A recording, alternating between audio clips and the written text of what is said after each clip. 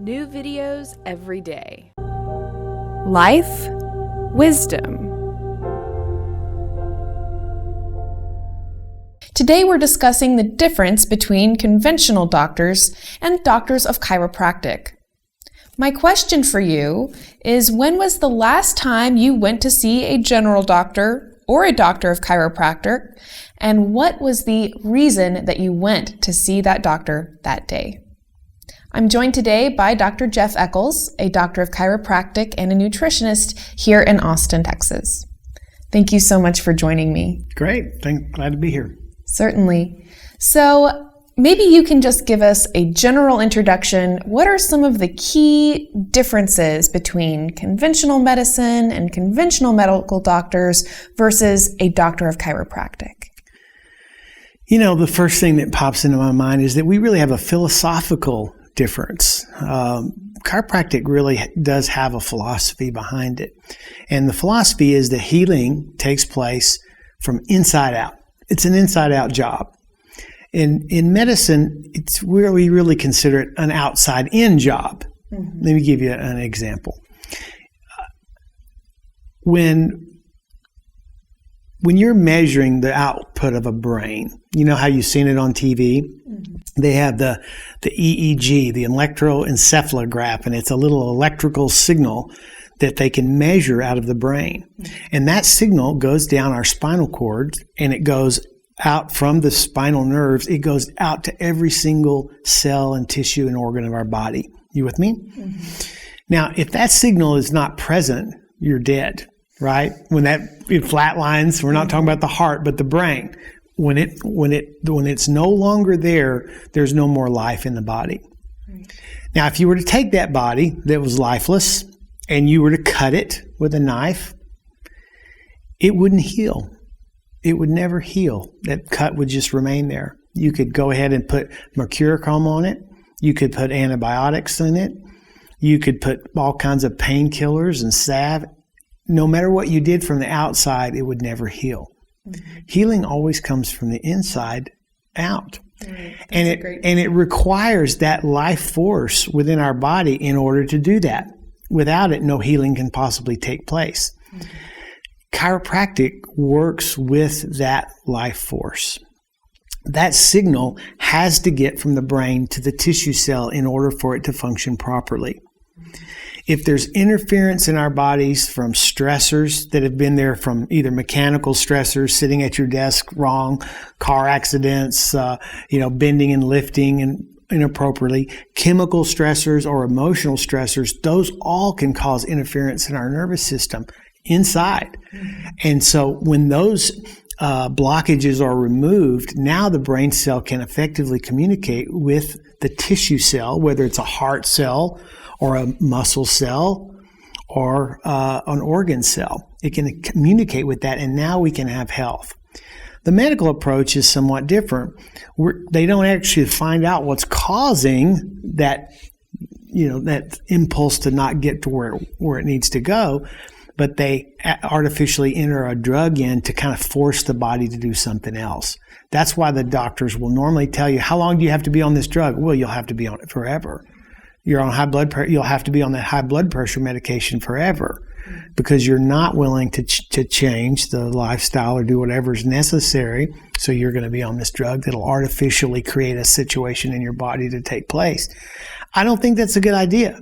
I like to, in my practice, we work with medical doctors in order to help people improve their health from the inside out so that they don't need those medications. Mm-hmm. And most of the time when I tell my patients, if we get you healthy enough, you can actually work with your medical doctor and get off of these medications, they're thrilled. They don't really want to be on them, but they feel like that they have to be on them. Mm-hmm. So health is, the message here is health is really an inside-out job, not an outside-in job. And that's what chiropractic offers people, is a way with removing interference from our bodies and with good nutrition, which feeds those cells and organs and helps them to be healthy. Mm-hmm. It's a formidable weapon that we have in helping people to stay healthy. Right. So rather than maybe taking this kind of external approach to we're going to go in and, surgically change the body in a way, or we're going to use a medication that will artificially create what we're looking for, rather than maybe necessarily finding, here's the cause of your problem. Here is this, issue. Let's treat this issue, and then that will resolve all of these symptoms that you're having. I can give you a personal example. I used to have terrible seasonal allergies. I had really bad ragweed, cedar fever, everything. And, my diet probably wasn't the best back then. Years ago, I pretty much just ate whatever I wanted to. And, and then as I started doing more stuff, and I would just take an antihistamine, although I didn't really want to, I couldn't function without it. And anybody who's had allergies out there knows what I'm talking about. You just literally can't function. And finally, I discovered that there's a real correlation between liver function, how well is your liver functioning, and the sinuses. It's kind of like a garbage disposal. If the garbage disposal side backs up, the sink side is going to back up as well. Right. So when the garbage disposal side of the liver gets clogged up and not functioning properly, then this is going to clog up too. So I went to work on my liver and started cleaning up my diet and doing the things that I needed to. And over time, my allergies really went away. Wow. So now instead of having 4 months of bad days, I might have 1 or 2.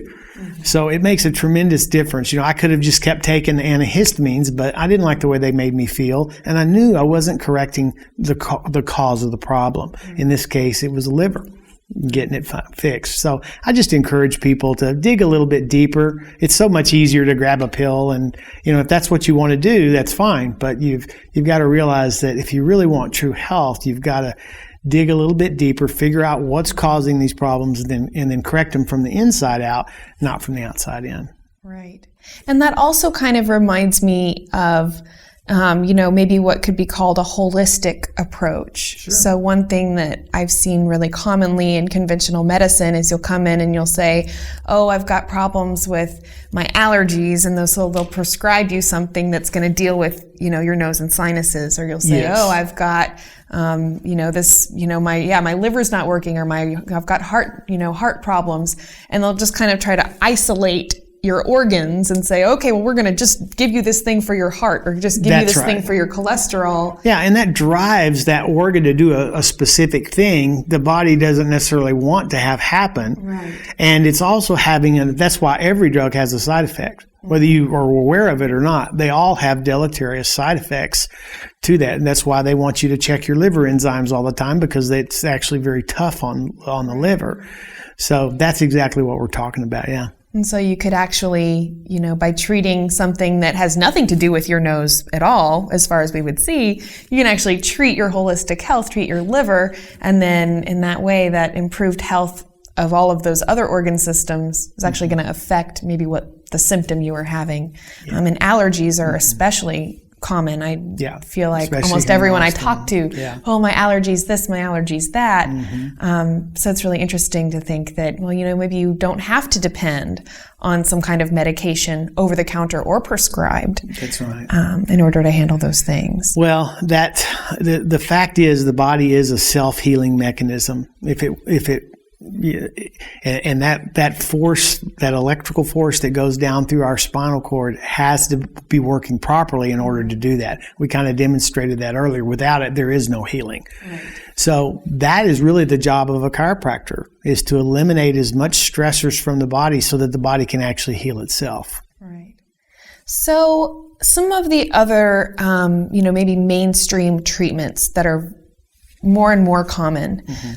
Things like hip replacement, back surgery, kneecap replacement, things like that.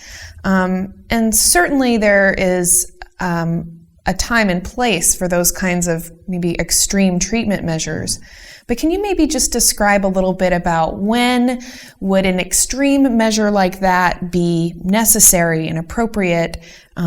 And then what would maybe be some cases where those extreme measures aren't necessarily needed, and maybe those extreme measures are over-prescribed or over-relied on? I really can't speak too much to, when I think it's necessary and when it's not, because that's really outside of the scope of my practice. That's more of an orthopedic surgeon's call as to when it's necessary and when it's not. I will say this. Where were hip replacement surgeries 100 years ago? Nobody needed them. Well, why? Well, first of all, everybody weighed about 50 pounds less than they do now, and their general nutrition was far superior. So we had more vitamins and minerals and nutrients in our food that kept our bones real strong and kept our bodies a lot healthier.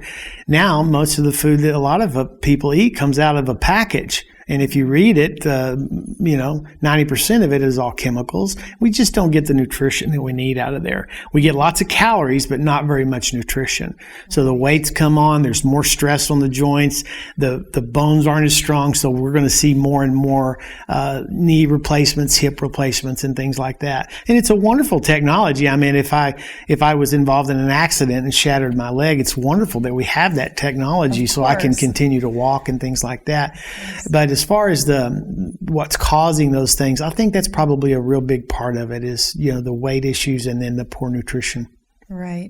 And then, if someone has had ongoing, hip or knee pain or something like that, arguably if they, were to, before it reaches the point that their doctor is recommending surgery or something, that they could actually, maybe prevent that damage with something like chiropractic or exercise. Right. And we always say, chiropractic first, drugs second, and surgery last, because we want to do the least invasive. Thank you. The least invasive thing first and the safest. Right. Chiropractic, of course, is much safer than drugs or surgery. So, there's been a lot of people with hip pain that we've been able to completely handle those issues by just structural alignment, changing the muscles, the way they function, and things like that. And then, there's a time and a place for surgery. But if we can avoid it with some conservative measures, let's do it. Right. Well, thank you so much. This has been a wonderful time chatting with you. I enjoyed it myself. Thanks. All right. And thank you so much for tuning in today. If you'd like to learn more about Dr. Echols, you can visit his website at jeffechols.com. Please be sure to subscribe to the Psychetruth channel so you can catch all of our future videos. Please leave your comment letting us know if you've ever seen a chiropractor or the last time you went to your general doctor. And I look forward to seeing you all again next time. I'm Corrina Rachel. Thanks so much for watching.